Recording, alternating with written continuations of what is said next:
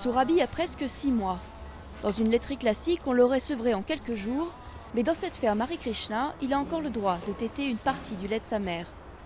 Ici, on est aux petits soins pour les 44 vaches de la ferme Gokul, en banlieue de Londres. Pour éviter les irritations des mamelles, elles sont traites à la main. Elles ne sont pas soumises à des velages annuels. Certaines donnent même du lait pendant 3 à 10 ans après la naissance de leur petit veau. Surtout, aucune d'entre elles ne sera jamais envoyée à l'abattoir. Les vaches sont des animaux très sensibles, comme les chiens. Ils ressentent votre humeur. Donc ici, avec cette atmosphère de protection des vaches, les animaux sont plus paisibles, plus tranquilles, parce qu'ils sentent que nous n'allons pas les tuer. Normalement, dans une ferme, chaque vache doit justifier sa présence.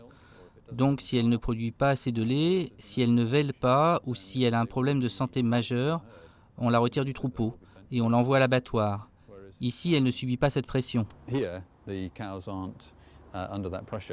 Un hôtel de luxe pour ruminants bienheureux, en somme? Pas tout à fait.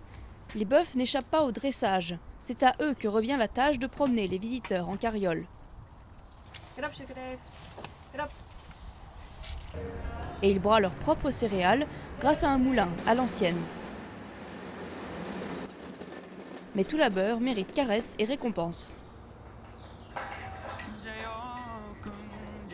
Le manoir Bhaktivedanta a été donné au mouvement Hare Krishna dans les années 1970 par George Harrison, le guitariste des Beatles.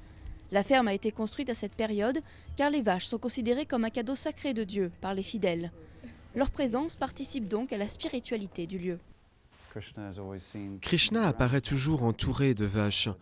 Il gardait les vaches il y a 5000 ans en Inde. Donc quand les gens viennent au temple pour voir Krishna, ils vont à l'hôtel, puis ils vont voir les vaches. C'est un bon complément.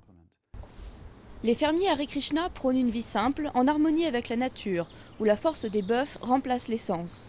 Une philosophie qui a un coût, produire ce lait revient à l'équivalent de 3,50 € le litre. Et quand la ferme Gokul aura reçu le feu vert des autorités pour le vendre, il coûtera au moins 4 € aux consommateurs. Ce qui en fera le lait le plus cher d'Europe. Mais du lait ahimsa, ou lait non violent, ça n'a pas de prix.